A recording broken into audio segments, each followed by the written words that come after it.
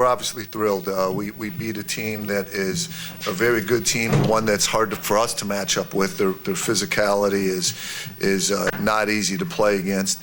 But I think first and foremost we gave great effort. That shows up defensively. We were strong and tough with the ball. Only 8 turnovers, and that last long play that almost really hurt us was more on me. Even making that as an option, you probably shouldn't throw the ball long in that situation. So we probably should only have 7 turnovers. So when you play defense and you don't turn it over, you have a real good chance. And obviously Steve gave us great leadership and rebounded the ball wonderfully and had 0 turnovers. What a great game on that, and especially guarding Max Isho, who's a terrific player. So if you look at defense and rebound and passing, it's hard to play much better than what Steve did today.